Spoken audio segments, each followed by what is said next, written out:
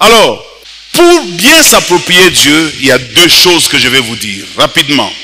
La première chose, il faut éviter de faire la confusion entre ce qui est bien et la volonté de Dieu. Ici, je voudrais que vous puissiez me prêter très attention. La plupart du temps, nous confondons le bien et la volonté de Dieu. Quelque chose peut être bien, mais ce n'est pas forcément la volonté de Dieu. Quelqu'un me donne un bon amen? Tu peux aimer quelque chose. Ce n'est pas le fait que tu aimes quelque chose et que ça devient la volonté de Dieu. Je peux aimer servir Dieu en prêchant. Je peux aimer servir Dieu en chantant ou en faisant le protocole ou en allant à la technique. Mais ça ne veut pas dire que puisque moi j'aime, ça devient la volonté de Dieu. Alors si nous voulons nous approprier Dieu, commençons d'abord par régler ce problème-là. Parce que pour que Dieu soit votre Dieu, il faut que vous soyez en train de faire sa volonté. Je vous ai dit parce que les questions que Dieu se pose aujourd'hui, où es-tu et où vas-tu, c'est par rapport à sa volonté. Qu'est-ce que tu fais par rapport à ma volonté pour que tu puisses m'approprier moi, ton Dieu? Dieu, pour que tu t'appropries, il faut que tu sois en train de faire quelque chose qui l'agrée, quelque chose qui l'approuve. C'est comme ça que la Bible dit, si l'Éternel approuve les voies d'un homme, il dispose favorablement à son égard même ses ennemis. Il faut que Dieu approuve tes voies. Je vous donne un exemple rapidement. Voyez notre cher Jacob. Il va épouser dans la famille de Laban, son oncle. Et quand il arrive là-bas, il va aimer Rachel. Et de Rachel, il va travailler 7 ans. La nuit, on lui donne Léa. Et quand il se réveille le matin, il se rend compte que ce n'est pas la femme pour laquelle il avait travaillé. Il va voir son oncle pour dire, mais mon oncle, pourquoi tu m'as fait ça? Son oncle lui dit, c'est ça la coutume ici chez nous. On ne marie pas l'aîné et la cadette avant l'aîné. Oui, mais si moi j'étais Jacob, je dirais à mon oncle, tu ne m'en as pas parlé avant. Si tu m'en avais parlé avant, j'allais réfléchir autrement. C'est qu'il y a un peu de malignité dans ce que tu fais, mon oncle. Alors maintenant, écoutez-moi bien. Nous avons constaté, avec des preuves à l'appui, que la femme que Jacob aimait, qui s'appelait Rachel, n'était pas la volonté de Dieu. La volonté de Dieu, c'était Léa. Vous savez, parfois, certaines personnes peuvent faire certaines choses que vous ne comprenez pas, que vous pouvez même condamner. Mais dans ce que vous ne comprenez pas et vous condamnez, se trouve la volonté de Dieu. Parce que la volonté de Dieu, parfois, Dieu pour la faire, il peut pousser des gens à faire des choses même qui te contrarient. Des choses qui te perturbent. Tu vois un jeune garçon qui vit chez ses parents tranquillement, mais il sent qu'à la maison ça ne va pas. Il est obligé de partir. Il commence à pleurer en partant. Moi, on me chasse comme un chien. Je me demande même si ces deux-là sont mes parents. Ils sont tes parents. Mais ils sont obligés de jouer parfois un rôle qu'eux-mêmes ne maîtrisent pas. C'est en te chassant qu'ils vont te pousser dans ta destinée. Quelqu'un me donne un bon amen. Et Jacob ne comprend pas. Il tombe sur Léa.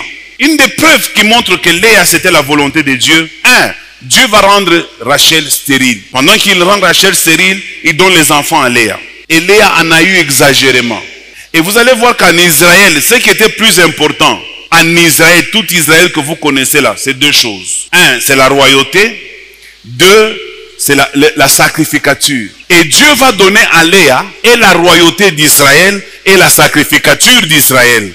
La sacrificature par Lévi. Dieu donne Lévi qui est le père de tous les sacrificateurs en Israël. Et les prophètes viennent de là. Ensuite, il donne toujours à la même femme-là que Jacob n'aimait pas, il lui donne Judas. Judas qui est l'ancêtre de David, de qui Jésus naîtra. Mais regardez Rachel, celle qui était aimée. Rien de bon n'est venu d'elle. Vous allez me parler de Joseph. Mais Joseph n'a aucune conséquence dans l'histoire d'Israël. Dites-moi, Joseph a fait quoi dans l'histoire d'Israël? À part lorsqu'il était parti en Égypte. D'ailleurs, il était même transformé en un Égyptien. Il a eu des enfants qui étaient devenus des Égyptiens. Quelqu'un me donne un bon amen? Et ces enfants sont ceux-là qui ont créé beaucoup de désordres en Israël. Manassé et Ephraïm. Lisez bien la Bible, vous allez comprendre. C'est que vous allez voir que c'est Léa qui a fait Israël. Elle a donné naissance à 10 tribus d'Israël. Cette femme qui n'a pas été aimée. Mais celle qui a été aimée n'en a donné que 2. Ça veut dire, les plans de Dieu, parfois ils sont compliqués. Parfois on ne les comprend pas bien tout de suite. Mais Dieu lui-même sait ce qu'il est en train de faire. Et il vous pose la question aujourd'hui de savoir où êtes-vous et où allez-vous? Vous devez savoir répondre à cette question par rapport à la chronologie de Dieu. Par rapport au programme de Dieu. Chacun de nous a un programme de Dieu. Et Dieu veut savoir où est-ce que vous en êtes et où est-ce que vous allez. Est-ce que vous avez compris que ce que vous faites n'est pas ma volonté? Même si vous l'aimez, même si vous le faites avec zèle, même si vous le faites avec détermination, ça là ne veut pas dire que c'est la volonté de Dieu. Et arrêtez de faire cette confusion-là. Beaucoup de gens font cette confusion. J'aime une femme. Si tu aimes une femme, ça ne veut pas dire que c'est la volonté de Dieu. Parfois, c'est cette femme-là que tu n'aimes pas qui peut être la volonté de Dieu. C'est cette femme-là que tout le monde critique qui peut être la volonté de Dieu. Les femmes que nous avons aimées parfois nous ont induits en erreur. Mais les femmes que nous n'avons pas aimées, que nous avons épousées malgré nous, parfois ce sont des femmes qui ont joué de très grands rôles dans notre vie. Quelqu'un me donne un bon amen. Tu es dans un travail que tu n'aimes pas et tu cherches un travail que tu aimes. Mais Dieu, pour te bénir, il n'a pas besoin que tu aimes le travail. Il a tout simplement besoin que tu fasses le travail que lui, il attend de toi. Regardez Jésus. Il aimait beaucoup Jean. Jean se permettait même de dormir dans la poitrine de Jésus. C'est le seul qui pouvait approcher Jésus comme ça. Et les disciples ont même constaté cet amour, cet attachement entre Jean et Jésus. Ils ont même posé la question à Jésus, qu'adviendra-t-il de lui quand tu ne seras plus là? Et Jésus dit, je sais pourquoi vous posez cette question. Et de tous les disciples, celui qui est resté à la fin pendant que tout le monde était mort, c'est Jean. Parce que Jésus l'aimait beaucoup. Mais écoutez, c'est pas là où je vais aller. Quand Jésus doit monter au ciel, à qui est-ce qu'il va laisser l'église? Il ne la laisse pas à Jean. Il la laisse à qui? À Pierre. Pourquoi il laisse l'église à Pierre?